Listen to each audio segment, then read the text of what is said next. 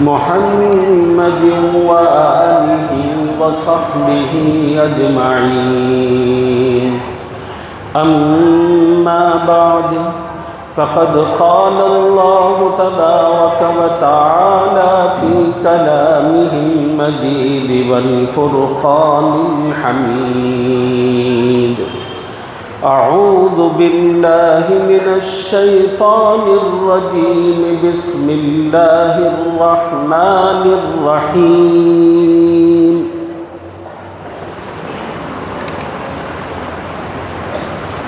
وقال ربكم ادعوني أستجب لكم إن الذين يستكبرون عن عبادتي سيدخلون جهنم داخرين.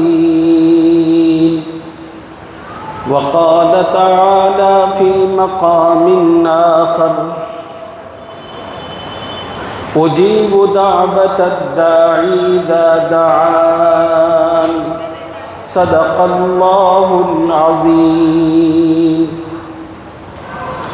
قابل احترام بزرگوں، نوجوان ساتھیوں، دین کی بات عظمت و احترام سے سننے والی ماؤں اور بہنوں، السلام علیکم ورحمۃ اللہ وبرکاتہ۔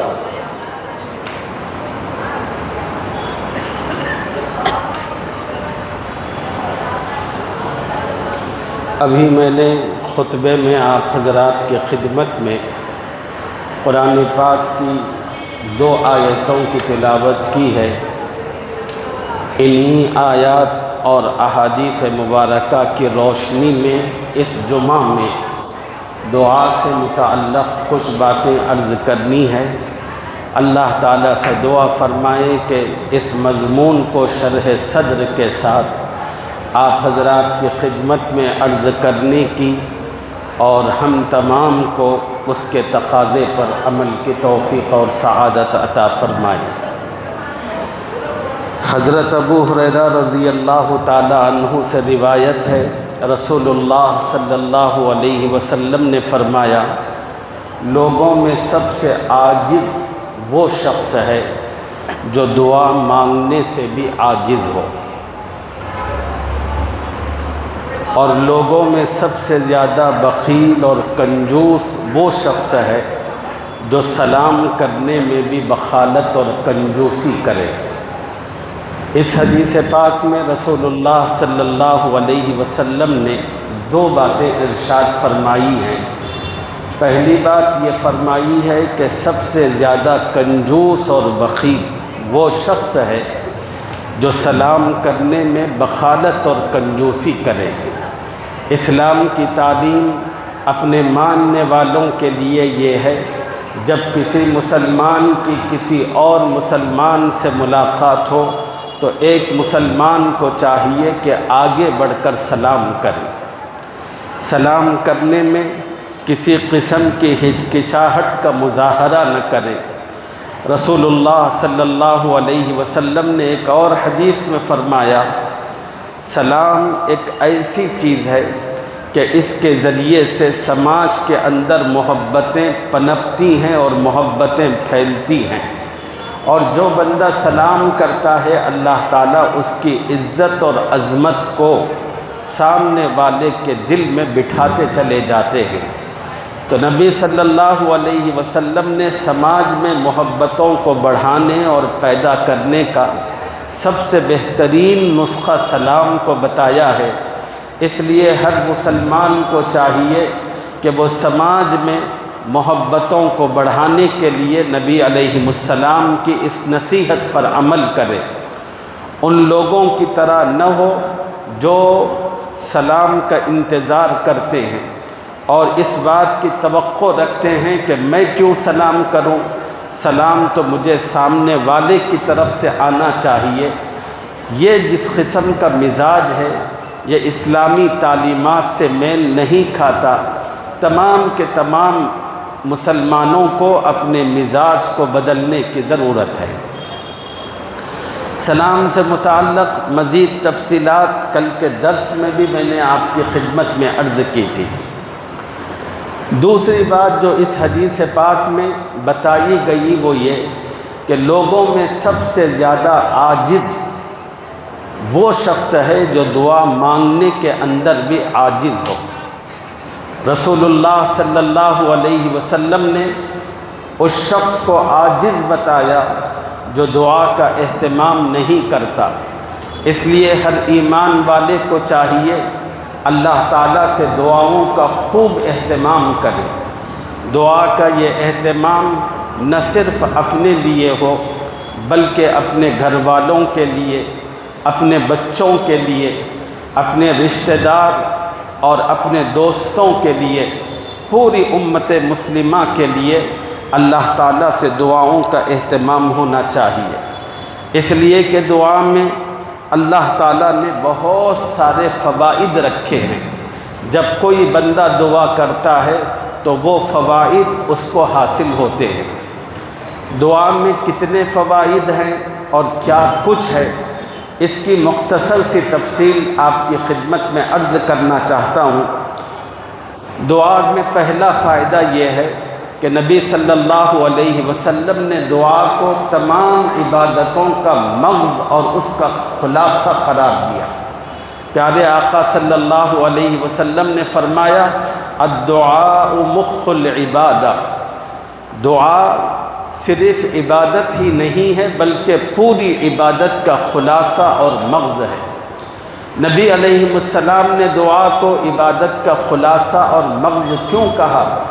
اس لیے کہ انسان کی زندگی میں دو لمحے ہوتے ہیں، ایک لمحہ بہت قیمتی ہوتا ہے اور دوسرا لمحہ بہت منحوس اور نامبارک ہوتا ہے۔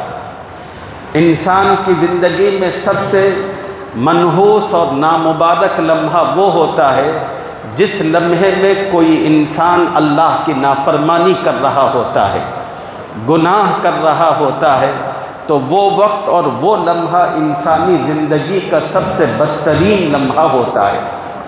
اور انسانی زندگی میں ایک لمحہ بہت قیمتی اور مبارک بھی ہوتا ہے، وہ لمحہ ہوتا ہے جس لمحے میں انسان اپنے خدا کی طرف متوجہ ہوتا ہے اور خدا اپنے بندے کی طرف متوجہ ہوتا ہے۔ دعا ایک ایسا عمل ہے کہ اس عمل کے ذریعے بندہ اللہ کی طرف ہمتاً متوجہ ہوتا ہے اور اللہ بندے کی طرف متوجہ ہوتے ہیں۔ دعا کے نتیجے میں بندے اور خدا کا تعلق بننے لگتا ہے، دعا کے نتیجے میں بندے اور خدا کا تعلق مضبوط ہونے لگتا ہے۔ یہ سب سے بڑی فضیلت ہے دعا کی۔ بھلے اللہ تعالیٰ اس دعا کے بدلے میں ہمیں کچھ عطا کرے نہ کرے، مگر ایک بندے کا جو تعلق اللہ سے بنتا ہے یہ بہت بڑی سعادت اور بہت بڑی توفیق ہے۔ تو اسی کو رسول اللہ صلی اللہ علیہ وسلم نے فرمایا کہ دعا عبادتوں کا مغز ہے۔ اور دوسری بات علماء نے لکھی ہے کہ نبی علیہ السلام نے اس کو دعا کو عبادت کا مغز کیوں کہا؟ اس لیے کہ عبادت کہتے ہیں انتہائی عجز و انکساری کو اور ذلت و رسوائی کے مظاہرے کو۔ اللہ تعالیٰ یہ چاہتے ہیں کہ ہمارے بندے ہمارے سامنے انتہائی ذلت اور انکساری کا مظاہرہ کرے، اور جو بندہ جس اعتبار سے اپنی انکساری اور ذلت کا مظاہرہ کرتا ہے اللہ تعالیٰ کو اس کے اس عمل کو اسی طرح شرف قبولیت بخشتے ہیں۔ اور علماء نے لکھا ہے کہ ذلت اور عجز و انکساری کا مظاہرہ تمام عبادتوں میں جتنا دعا میں پایا جاتا ہے وہ کسی اور عمل میں پایا نہیں جاتا۔ دعا کے اندر بندہ اللہ کے سامنے متوجہ ہو کر دونوں ہاتھ اٹھا کر اپنی ضرورتوں کو رکھتا ہے، اللہ کے سامنے گڑ گڑاتا ہے، روتا ہے، تڑپتا ہے، پھڑکتا ہے، اور اللہ رب العزت کو یہ ادا بندے کی بہت پسند آتی ہے۔ اسی لیے نبی صلی اللہ علیہ وسلم نے اس دعا کو عبادت کا مغز اور خلاصہ فرمایا۔ دعا کا ایک فائدہ یہ بھی ہے کہ دعا کے نتیجے میں انسان پر آنے والی مصیبتیں ٹلتی بھی ہیں۔ ایک حدیث میں رسول اللہ صلی اللہ علیہ وسلم نے فرمایا، دعا انسان کی ان مصیبتوں میں بھی فائدے مند ہیں جو نازل ہو چکی ہیں، اور ان مصیبتوں میں بھی بہت فائدے مند ہیں جو ابھی نازل نہیں ہوئی۔ ہر صورت میں دعا انسان کو نفع دیتی ہے، اس لیے کہ جب انسان اللہ سے دعاؤں کا اہتمام کرتا ہے، اگر وہ مصیبتیں انسان پر نازل ہونی ہی ہے تو اللہ تعالیٰ اس دعا کے نتیجے میں انسان کو ان نازل ہونے والی مصیبتوں پر صبر کا موقع عطا کرتے ہیں، اور اگر وہ مصیبتیں نازل نہیں ہوئی تو اللہ تعالیٰ دعا کی برکت سے ان مصیبتوں کو ٹلا کر ختم کرتے ہیں۔ دعا ہر حال میں اپنے مانگنے والے کے لیے فائدہ دیتی ہے۔ دعا کا ایک فائدہ یہ ہے کہ یہ مومن کے لیے ہتھیار ہے۔ ایک حدیث میں رسول اللہ صلی اللہ علیہ وسلم نے فرمایا، الدعاء سلاح المؤمن، دعا مومن کا ہتھیار ہے۔ جس طرح کسی فوجی کے پاس ایک گن اور اس کا ہتھیار ہوتا ہے، اور فوجی اپنے اس ہتھیار کے ذریعے سے اپنے دشمن کا مقابلہ کر کے اس کو ہلاک اور نیست و نابود کرتا ہے، بالکل اسی طرح کا ایک ہتھیار اللہ تعالیٰ نے ہر ایمان والے کو عطا فرمایا ہے۔ یہ ایسا زبردست، ایسا قوی اور ایسا پاورفل ہتھیار ہے جو نہ کسی انسان کو نظر آتا ہے نہ دکھتا ہے، مگر زبردست اتنا ہے کہ اگر کوئی مومن اس ہتھیار کو استعمال کرنے کا فن اور ہنر جانتا ہو تو دشمن کو خبر ہونے سے پہلے اس کا کام تمام کر دیتا ہے۔ حدیث پاک میں آتا ہے کہ غزوہ بدر کا موقع تھا، مسلمانوں کی جماعت بمشکل 313 تھی، اور کافروں کی جو جماعت آ رہی تھی وہ تقریباً 1000 تھی۔ مسلمان فقر و فاقے کے عالم میں تھے، کافروں کے پاس ہر قسم کے اسباب کی فراوانی تھی، مسلمانوں کے پاس کسی قسم کا کوئی ہتھیار نہیں تھا، اور کافر ہر قسم کے ہتھیاروں سے لیس تھے۔ ظاہر میں ان دونوں جماعتوں کا نہ کوئی جوڑ تھا نہ کوئی مقابلہ تھا۔ پوری دنیا یہی سمجھ رہی تھی کہ آج اسلام کا نام و نشان ختم ہو جائے گا، اور اس دھرتی پر اللہ کی زمین پر کفر کا غلغلہ اور دبدبہ ہو جائے گا۔ تو حضور صلی اللہ علیہ وسلم وہ رات جس کی صبح میں جنگ ہونی تھی، وہ ساری کی ساری رات مسجد عریش کے اندر دعاؤں میں روتے اور گڑ گڑاتے ہوئے اور اللہ کو مناتے ہوئے گزاری۔ نبی صلی اللہ علیہ وسلم نے اتنا رویا، اتنا مانگا، صحابہ کرام کو نبی علیہ السلام کی یہ صورت اور کیفیت دیکھ کر سب کے سب رونے لگے۔ حضرت ابو بکر کو ہمت نہ ہوئی، اور حضرت ابو بکر نے آگے بڑھ کر نبی علیہ السلام کو سجدے سے اٹھایا، کہا کہ یا رسول اللہ آپ کی دعاؤں کی ضرور لاج رکھیں گے۔ نبی علیہ السلام نے وہ دعائیں کی۔ صبح جب ہوئی تو دنیا نے ایک عجب منظر دیکھا، وہ 313 کی جماعت جن کی تعداد بھی کم تھی، نہ جن کے پاس اسباب و وسائل تھے، نہ ہتھیار تھے، نہ کھانا پینا تھا، اللہ نے اس جماعت کو 1000 افراد پر غالب اور بھاری فرما دیا۔ یہ جو کرشمہ تھا یہ نبی علیہ السلام کی دعاؤں کی برکت تھی۔ دعا میں اللہ تعالیٰ نے وہ زبردست قسم کی قوت و طاقت رکھی ہے۔ اس قوت و طاقت کے نتیجے میں اللہ تعالیٰ بڑی بڑی طاقتوں کو اور بڑے بڑے ہتھیاروں کو ناکارہ اور ختم کرتے ہیں۔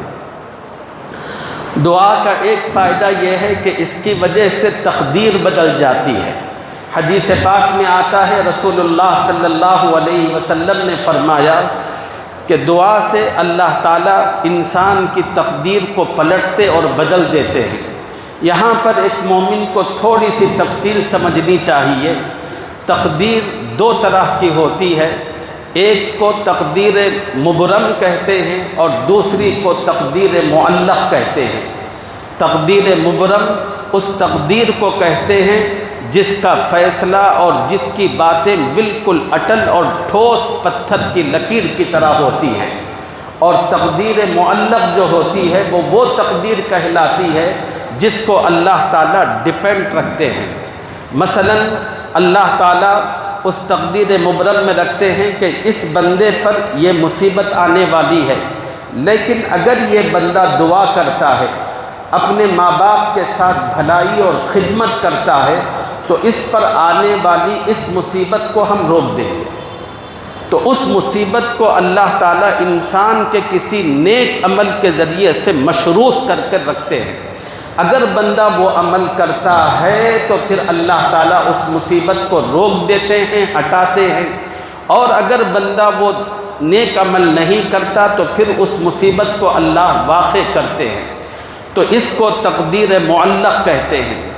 اور حضرت مجدد الفسانی شیخ احمد سرہندی رحمہ اللہ نے بڑی عجیب بات اپنی مکتوبات میں لکھی ہے۔ انہوں نے کہا کہ انسان کی تقدیر کا جو حصہ ہے اس میں صرف 5% مبرم ہوتا ہے، یقینی ہوتا ہے، اور 95% تقدیر معلق ہوتی ہے جو اللہ تعالیٰ مختلف اعمال پر ڈیپینڈ کر کے رکھتے ہیں۔ اگر انسان تدبیر کرتا ہے، دعا کرتا ہے، کوئی نیک عمل کرتا ہے، اپنے ماں باپ کے ساتھ کوئی بھلائی کرتا ہے، کسی مومن کے ساتھ کوئی اچھائی کرتا ہے، کہ ان کی وجہ سے اللہ تعالیٰ انسان کی ان کیفیتوں کو بدل کر رکھ دیتے ہیں۔ اس لیے ہر ایمان والے کو دعا کا اہتمام کرنا چاہیے۔ دعا کے اندر اللہ تعالیٰ نے ایک یہ تاثیر بھی رکھی ہے۔ دعا میں اللہ تعالیٰ نے ایک فائدہ یہ بھی رکھا ہے کہ اللہ تعالیٰ نے اس دعا کے قبول کرنے کا وعدہ کیا ہے۔ میں نے خطبے میں آپ حضرات کے سامنے قرآن پاک کی 2 آیتیں پڑھی ہیں۔ ان 2 آیتوں میں اللہ تعالیٰ نے دعا کی قبولیت کا وعدہ کیا ہے۔ پہلی آیت میں اللہ تعالیٰ اپنے بندوں سے فرما رہے ہیں، اے میرے بندوں مجھ سے دعا مانگو، میں تمہاری دعا قبول کرتا ہوں۔ اور اللہ تعالیٰ ناراضگی اور غصے کا اظہار فرما رہے ہیں اپنے ان بندوں پر جو اللہ تعالیٰ سے دعا مانگنے کا اہتمام نہیں کرتے۔ اللہ تعالیٰ فرما رہے ہیں کہ اگر تم مجھ سے مانگنے کا اہتمام نہیں کرو گے تو میں تمہیں جہنم میں داخل کروں گا۔ اللہ تعالیٰ نے اتنی سخت ترین وعید بیان فرمائی۔ اور ایک دوسری آیت میں اللہ تعالیٰ نے اپنے بندوں سے کہا، وَإِذَا سَأَلَكَ عِبَادِي عَنِّي فَإِنِّي قَرِيبٌ أُجِيبُ دَعْوَةَ الدَّاعِ إِذَا دَعَانِ۔ اے محمد صلی اللہ علیہ وسلم، جب آپ سے میرے بندے میرے بارے میں پوچھیں کہ اللہ قریب ہیں یا دور ہیں، تو آپ انہیں بتا دیجئے کہ اللہ تعالیٰ تم سے قریب ہے۔ اس لیے کہ کچھ لوگوں نے نبی علیہ السلام سے یہ سوال کیا تھا۔ یہ سوال اس لیے تھا کہ ہم معلوم تو کریں کہ خدا بندوں سے دور رہتا ہے یا قریب رہتا ہے۔ سوال کرنے والوں کا مقصد یہ تھا کہ اگر یہ معلوم ہو کہ اللہ ہم سے دور ہوتے ہیں تو ہم چیخ کر پکار کر اللہ کو سے دعا کریں گے، اگر یہ پتہ چلے کہ اللہ قریب ہیں تو پھر آہستہ سے دعا کریں گے۔ اس مقصد کے تحت انہوں نے اللہ سے دعا کی، نبی علیہ السلام سے پوچھا، تو نبی علیہ السلام نے ان کا جواب دینا ہی چاہتے تھے کہ فوراً اللہ نے قرآن کی یہ آیت نازل کی اور نازل کر کے کہا کہ اے نبی، آپ میرے بندوں سے بتا دیجئے کہ میں ان سے قریب ہوں، اتنا قریب ہوں، اتنا قریب ہوں کہ اذا دعانی فلیستجیبوا لی، جب وہ مجھے پکارتے ہیں اور میری بارگاہ میں اپنی کوئی گزارش رکھتے ہیں تو نہ صرف یہ کہ میں ان کی گزارش سنتا ہوں بلکہ اس کو قبول بھی کرتا ہوں۔ تو دعا کے اندر اللہ تعالیٰ نے ایک اہم معاملہ یہ رکھا ہے کہ اللہ تعالیٰ دعاؤں کو نہ صرف سنتے ہیں بلکہ قبول بھی کرتے ہیں۔ جب اللہ تعالیٰ نے دعاؤں کی قبولیت کا ذکر قرآن مجید میں کہا ہے تو ہر مومن و مسلمان کو چاہیے کہ دعاؤں کا خاص اہتمام کرے۔ رمضان کا مہینہ ہے اور کثرت کے ساتھ رسول اللہ صلی اللہ علیہ وسلم نے احادیث مبارکہ میں یہ مضمون بیان فرمایا ہے کہ اللہ تعالیٰ رمضان میں روزے دار کی ایک دعا کو قبول فرماتے ہیں، اور علماء نے اس کے وقت کی بھی تعیین فرمائی کہا کہ افطار کے موقع پر اللہ تعالیٰ روزے دار کی دعا قبول فرماتے ہیں، اس لیے ہر ایمان والے کو اللہ تعالیٰ سال میں ایک مہینہ روزوں کی برکت سے ایک ایسا عطا کرتے ہیں کہ اس میں ایک دعا قبول ہوتی ہے۔ ہمیں چاہیے رمضان شروع ہونے سے پہلے ہم اپنی تمام ضرورتوں اور حاجتوں کو ایک کاپی کے اندر ترتیب وار لکھتے چلے جائے۔ میری سب سے زیادہ ضرورت کیا ہے، مجھے کس چیز کی پریشانی اور تکلیف لاحق ہے، پھر آدمی اس کے بعد اپنی بیوی سے متعلق لکھنا شروع کرے کہ میری بیوی کو کیا تکلیف اور مسائل لاحق ہیں، پھر اپنے بچوں کے مسائل و معاملات کو لکھنا شروع کرے، اور پھر ہر دن افطار کے موقع پر اہتمام کے ساتھ پورا دن صبح صادق سے لے کر غروب آفتاب تک روزے کی حالت میں جو گزارتا ہے، جب بھی کسی فرض نماز کے بعد، کسی نفل نماز کے بعد افطار کے موقع پر روزانہ اسی دعا کا اہتمام رکھے۔ کیا بعید ہے اللہ تعالیٰ سے کہ اللہ تعالیٰ رمضان ختم ہوتے ہوتے آپ کی تمام مصیبتیں ختم کر دے اور آپ کی نیا پار لگا دے۔ افسوس کی بات یہ ہے کہ ہم لوگ اللہ تعالیٰ کی طرف رجوع نہیں کرتے۔ ہمارا مزاج یہ ہے کہ ہم اپنے حالات اور معاملات میں الجھ کر اس کے گلے شکوے تو لوگوں کے سامنے بہت کرتے ہیں، اور ان لوگوں کے سامنے کرتے ہیں کہ جن میں اللہ تعالیٰ نے ان مسائل کو پلٹنے کی کسی قسم کا نہ کوئی حق اور اختیار دے رکھا ہے۔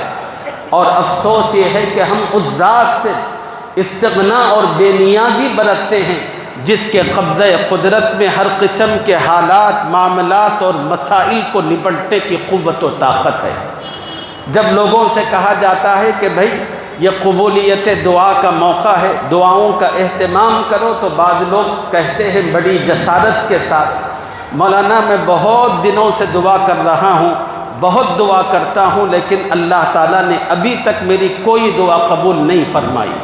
میرے بھائیوں، سمجھنا چاہیے کہ بالکل غلط اور کفریہ بات ہے کہ اللہ آپ کی نہیں سنتے، قبول نہیں کرتے۔ آپ کو جو غلط فہمی ہوئی ہے وہ اس وجہ سے ہوئی ہے، اتنی عمر ہونے کے باوجود آپ نے دعا کی قبولیت کا مطلب تک نہیں سمجھا۔ دعا کی قبولیت کا مطلب کیا ہے؟ اگر آپ اس کو سمجھ لیں گے تو پھر انشاءاللہ میں نہیں سمجھتا زندگی میں کبھی آپ دعا کرنے سے پیچھے رہیں گے۔ حدیث پاک میں دعا کی قبولیت کا جو مفہوم بتایا گیا، اس کا خلاصہ یہ ہے کہ اللہ تعالیٰ ہر مومن کی دعا قبول کرتے ہیں، اور اللہ کے قبول کرنے کی صورتیں اور شکلیں 5 طرح کی ہیں۔ پہلی شکل دعا کی قبولیت کی یہ ہوتی ہے کہ بندہ جس چیز کی دعا کرتا ہے، اللہ تعالیٰ فوراً وہ چیز منہ ان اس کو عطا کرتے ہیں۔ یہ قبولیت کی پہلی شکل ہے۔ مثلا اگر آپ نے اللہ تعالیٰ سے کوئی چیز مانگی تھی، اپنی کوئی ضرورت کو رکھا، کہا کہ اے اللہ میرے بچوں کی شادی کروا دیجئے، اے اللہ مجھ پر قرض کا بہت بڑا بوجھ ہے، اے اللہ میں مختلف حالات اور معاملات میں گھرا ہوا ہوں، کسی ایک چیز کو رکھ کر آپ اللہ سے دعا کرتے ہیں۔ جب بندہ دعا کرتا ہے تو اللہ تعالیٰ اس بات کو دیکھتے ہیں جس چیز کی دعا کی جا رہی ہے وہ چیز میرے بندے کے لیے مناسب ہے کہ نہیں ہے۔ اگر وہ چیز جو بندے نے اللہ سے مانگی وہ اس میں اس کی مصلحت ہوتی ہے اور مناسب بھی ہوتی ہے، تو اللہ تعالیٰ وہی چیز فی الفور اس بندے کو عطا کرتے ہیں۔ یہ دعا کی قبولیت کا پہلا درجہ ہوتا ہے۔ جیسے حدیث پاک میں آتا ہے کہ رسول اللہ صلی اللہ علیہ وسلم نے جب نبوت کا اعلان فرمایا، مکے کے کافروں نے نبی علیہ السلام کا جینا دوبھر کر دیا تھا۔ نبی علیہ السلام کا وقت گزر رہا تھا نبوت والا، لیکن مکے کے لوگوں کے دل پتھروں کے ہو چکے تھے، نہ خود کوئی دعوت قبول کرتے تھے، نہ نبی صلی اللہ علیہ وسلم کو آزادی کے ساتھ تبلیغ کرنے کا موقع فراہم کرتے تھے۔ ہر جگہ ہر وقت نبی علیہ السلام کے لیے مشکلات کھڑا کرتے تھے۔ نبی صلی اللہ علیہ وسلم ان مشکلات میں رہ کر ایک دن سحر کے وقت خانہ کعبہ پہنچ کر اس کا پردہ پکڑ کر اس کے دیواروں سے چمٹ کر اللہ تعالیٰ سے دعا کی۔ دعا یہ تھی کہ اے اللہ، اللہم اعز الاسلام باحد العمرین، اے اللہ دو عمروں میں سے کسی ایک عمر کے ذریعے سے اسلام کو عزت اور بلندی رفعت عطا فرما۔ نبی علیہ السلام نے دو عمر کے لیے دعا کی تھی۔ ایک عمر اس وقت عمر ابن خطاب تھے اور دوسرا عمر ابن ہشام تھا۔ رسول اللہ صلی اللہ علیہ وسلم کی دعا اللہ نے عمر ابن خطاب کے حق میں قبول فرمائی۔ سحر میں دعا کی تھی، صبح 11 بجے وہ عمر نبی علیہ السلام کے قدموں میں پڑا ہوا تھا۔ اس کو کہتے ہیں کہ جو چیز مانگی جاتی ہے اگر وہ اللہ تعالیٰ کے یہاں عین مطابق ہوتی ہے تو اللہ تعالیٰ اس چیز کو فی الفور عطا کرتے ہیں۔ علامہ امام یافعی رحمہ اللہ ایک بہت بڑے بزرگ گزرے ہیں، انہوں نے اپنی کتاب میں ایک واقعہ لکھا ہے۔ واقعہ یہ ہے کہ ان کے زمانے میں ایک بہت بڑا مالدار آدمی تھا، دن بھر تجارت کرتا تھا اور شام ہوتے ہی اپنے دوستوں کو جمع کر کے شراب و کباب کی محفل جماتا تھا اور بہت دیر تک اپنے دوستوں کے ساتھ شراب پیتا تھا۔ ایک دن وہ اپنے دوستوں کو لے کر اپنے گھر آیا محفل جمانے کے لیے، پتہ کیا تو معلوم ہوا کہ کھانا بننے میں کچھ دیر ہے۔ تو اس نے اپنے ایک غلام کو بلایا، اس کو 4 درہم دیے اور 4 درہم دے کر کہا کہ جاؤ بازار جا کر کچھ پھل فروٹ اور اخروٹ لے کر آنا تاکہ کچھ دیر تک ہم سب دوست اس سے مشغلہ رکھیں اور اپنا وقت گزارے۔ چنانچہ وہ غلام 4 درہم لے کر بازار گیا۔ جب وہ بازار پہنچا تو کیا دیکھتا ہے، ایک جگہ پر حضرت عمار رضی اللہ تعالی عنہ کی مجلس لگی ہوئی ہے اور لوگوں کا ایک جم غفیر ان کے پاس ارد گرد بیٹھا ہوا ہے۔ دور سے غلام کی نظر پڑتی ہے۔ غلام جب قریب آتا ہے تو یہ دیکھتا ہے حضرت عمار خاموش ہیں اور پورا مجمع خاموش ہے۔ ایک فقیر آدمی حضرت عمار کے پاس گڑ گڑا کر کہتا ہے، حضرت مجھے 4 درہم کی بہت سخت ضرورت ہے، میں بڑا پریشان حال ہوں، اللہ کے لیے کسی طرح مجھے 4 درہموں کا انتظام کرے، میں آپ کا بہت مشکور و ممنون رہوں گا۔ اتفاقی بات کہ حضرت عمار کے پاس اس وقت پیسے نہیں ہوتے۔ حضرت عمار اعلان کرتے ہیں مجلس میں، جس کسی کے پاس 4 درہم موجود ہو وہ اس فقیر کو دے دے، اس کے بدلے میں 4 دعائیں دوں گا۔ پورا مجمع خاموش، کسی کی ہمت نہیں ہوتی کہ اٹھ کر اس فقیر کو 4 درہم پیش کرے۔ حضرت عمار پھر کہتے ہیں، کوئی تو ہے جو اٹھ کر اس فقیر کی مدد کرے۔ وہ غلام جو اپنے آقا کے پیسے لے کر آیا ہوا تھا، اس نے سنا تو اس نے اس موقع کو غنیمت سمجھا، فوراً وہ 4 درہم فقیر کے ہاتھ میں رکھے اور حضرت عمار کے پاس بیٹھ گئے۔ بیٹھ کر کہنے لگا کہ حضرت میں نے اس فقیر کو 4 درہم دے دیے، اب مجھے آپ 4 دعائیں دیجیے۔ حضرت عمار نے اس سے پوچھا، بتا تیری پہلی دعا کون سی ہے؟ وہ غلام بڑا چالاک اور ہوشیار تھا۔ اس نے کہا کہ حضرت میری پہلی دعا یہ ہے کہ میں غلامی کی زندگی بسر کر رہا ہوں اور غلامی ایک لعنت ہے، آپ میرے حق میں اللہ سے دعا کریں کہ اللہ تعالیٰ مجھے غلامی سے نجات عطا فرمائے۔ حضرت عمار نے دعا کی کہ اے اللہ اپنی رحمت اور اپنی قدرت سے اس کو غلامی سے نجات عطا فرما۔ پھر حضرت عمار نے کہا کہ بتا تیری دوسری دعا کیا ہے؟ اس شخص نے کہا کہ میری دوسری دعا یہ ہے، یہ جو 4 درہم میں نے فقیر کو دیے یہ میرے آقا کے پیسے تھے، اس نے ایک ضرورت کے لیے مجھے دیے تھے اور میں نے آپ کی بات پر اس فقیر کو دے دیے۔ اب آپ اللہ سے دعا کریں کہ اللہ تعالیٰ مجھے ان 4 درہموں کا بدل عطا کرے۔ حضرت عمار نے ہاتھ اٹھا کر دعا کی، اے اللہ اس فقیر کو اس غلام کو اس کے 4 درہموں کا بدل عطا کر۔ پھر حضرت عمار نے پوچھا کہ بتا تیری تیسری دعا کون سی ہے؟ اس نے کہا کہ میری تیسری دعا یہ ہے کہ آپ دعا کریں اللہ سے میں، میرا مالک، اس کے دوست اور اس کے گھر والے سب کے سب توبہ کر کے نیک زندگی بسر کرنے لگے۔ حضرت عمار نے دعا کی، اے اللہ اس کو، اس کے مالک کو، اس کے دوستوں کو، گھر والوں کو، سب کو ہدایت عطا فرما، نیک توفیق عطا فرما۔ پھر حضرت عمار نے اس غلام سے کہا کہ بتا تیری چوتھی دعا کون سی ہے؟ اس غلام نے کہا کہ حضرت میری چوتھی دعا یہ ہے کہ اللہ تعالیٰ میری، میرے مالک کی، اس کے گھر والوں کی، اس کے دوستوں کی، آپ کی، یہ پوری مجلس کی مغفرت کر دے۔ حضرت عمار نے چوتھی دعا کی کہ اے اللہ سب کی مغفرت فرما۔ اب یہ غلام بہت دیر کے بعد اپنے گھر کی طرف گیا۔ مالک اپنے دوستوں کے ساتھ بے صبری سے انتظار کر رہا تھا۔ وہ دیکھ رہا تھا کہ میرا غلام ابھی تک گھر واپس نہیں آیا، میرا غلام ابھی تک گھر واپس نہیں آیا۔ سب راہ تک رہے تھے اور اچانک مالک کی نظر غلام پر پڑی۔ مالک کو حیرت کا جھٹکا لگا کہ غلام آ رہا ہے اور اس کے ہاتھوں میں کچھ بھی نہیں ہے۔ مالک نے غلام کو دیکھتے ہی پوچھا کہ میاں تو کہاں گیا تھا؟ اتنی دیر تک انتظار کروایا اور تو بالکل خالی ہاتھ ہے، کیا ماجرا ہے؟ اس غلام نے اپنے مالک کو پورا واقعہ سنایا۔ اس نے کہا کہ مالک میں گھر کا سامان اور آپ کے دوستوں کے لیے بہترین انتظام کرنے کے لیے نکلا تھا۔ راستے میں نے دیکھا کہ حضرت عمار کی مجلس لگی ہوئی تھی اور ایک فقیر حضرت عمار سے 4 درہم کا مطالبہ کر رہا تھا، اور حضرت عمار کہہ رہے تھے جو اس کے 4 درہموں کا مطالبہ پورا کرے گا میں اس کو 4 دعائیں دوں گا۔ میں نے وہ 4 درہم اس غلام کو اس فقیر کو دے دیے اور 4 دعائیں لی۔ اب اس مالک نے کہا کہ بتا تو نے حضرت عمار سے کیا دعائیں کروائی؟ اس نے کہا کہ میں نے پہلی دعا یہ کروائی کہ اللہ تعالیٰ مجھے غلامی کی لعنت سے حفاظت عطا فرمائے اور چھٹکارا دے۔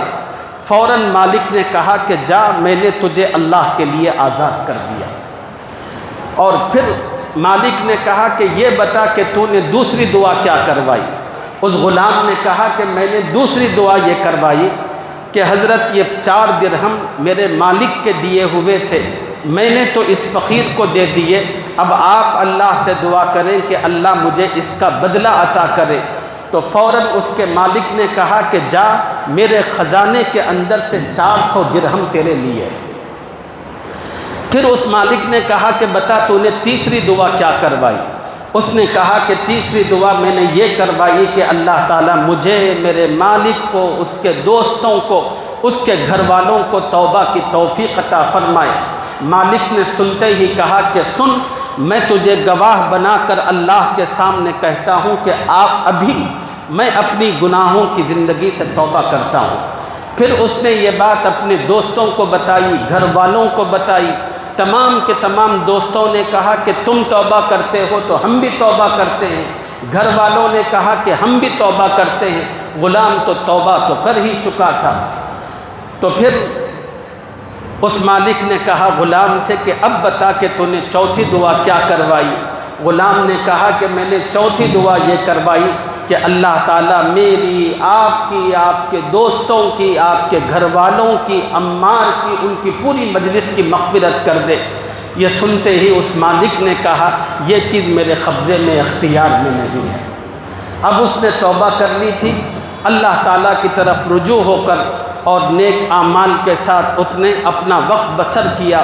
رات ہوئی تو وہ سو گیا، اور جب وہ کچھ دیر تک نیند میں رہا تو حق جل مجدہ کی اس کو خواب میں زیارت ہوئی، اور ایک فرشتے کی آواز وہ سن رہا تھا، اور اس کو بتایا جا رہا تھا کہ اے شخص تو کیا سمجھتا ہے، وہ کام جو تیرے قبضے اور اختیار کے تھے جو تو نے کر لیے، کیا وہ کام اللہ نہیں کرے گا جو اس کے قبضے اور اختیار کے ہیں؟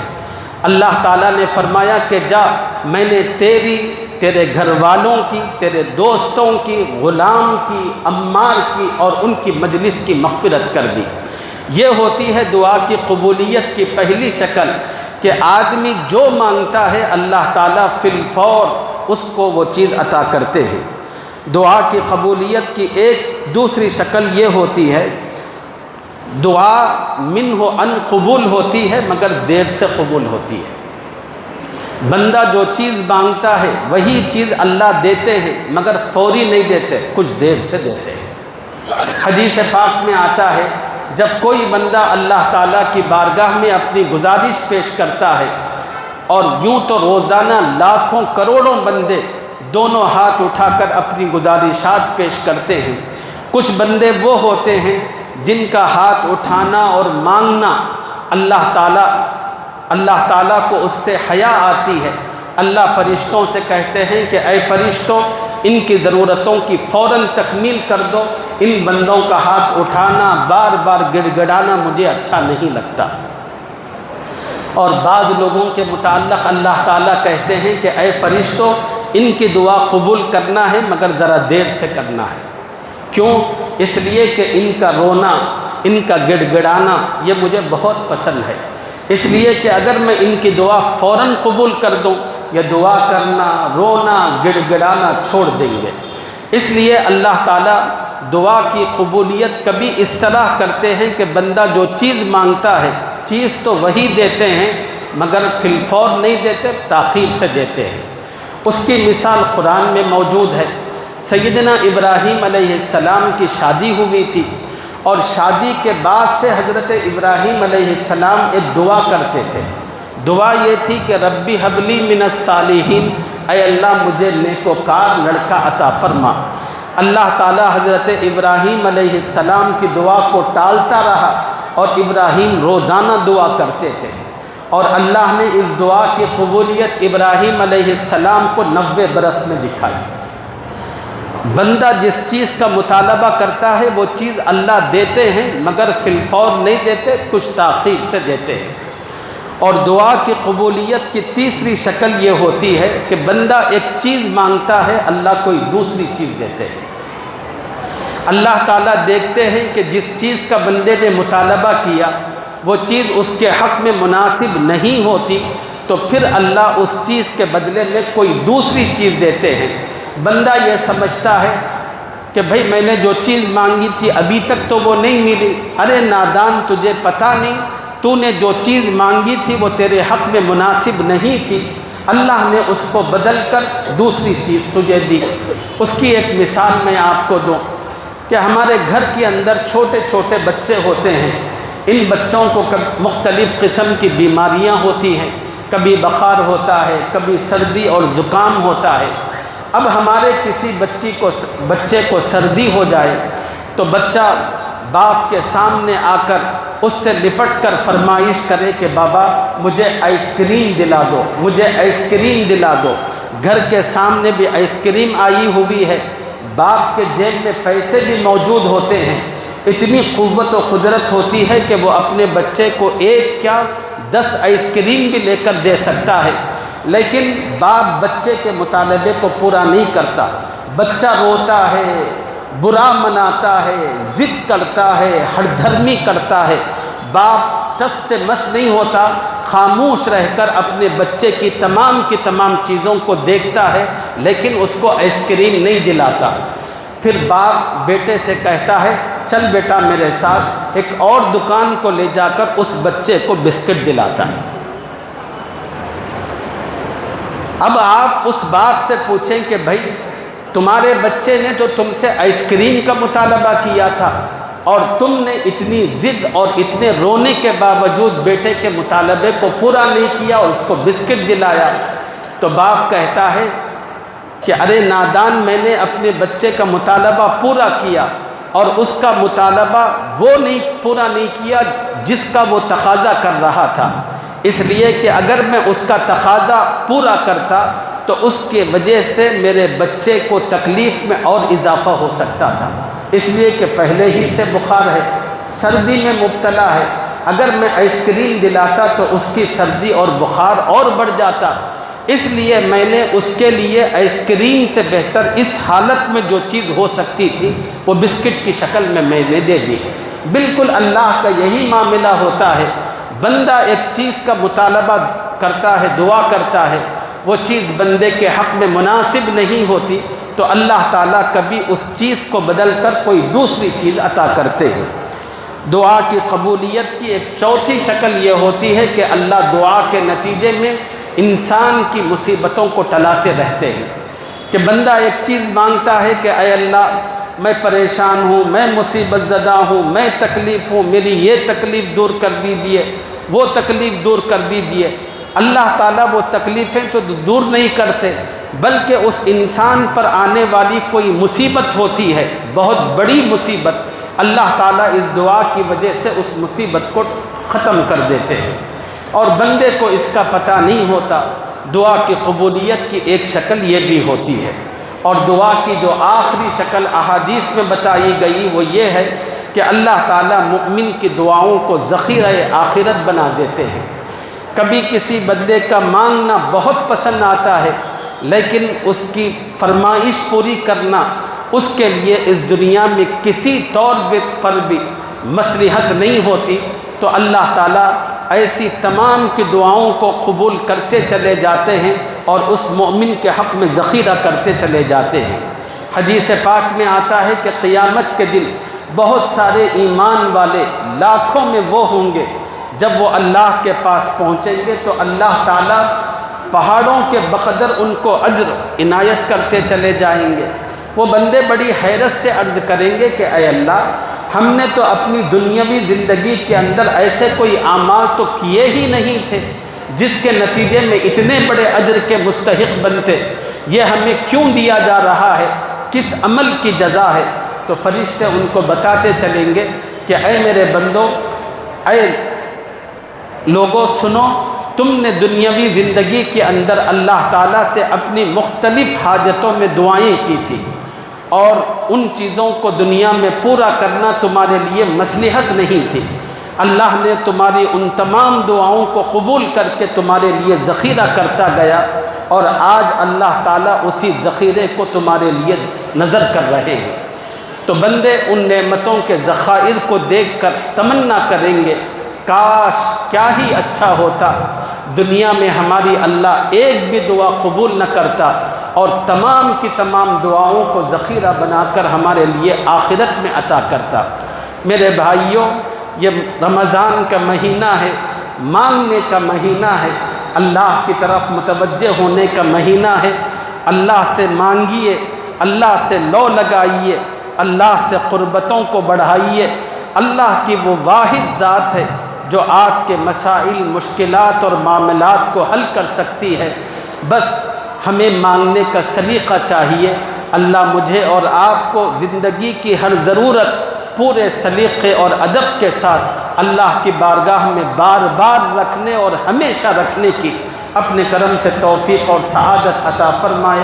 وما علینا الا البلاغ، وآخر دعوانا ان الحمد للہ رب العالمین۔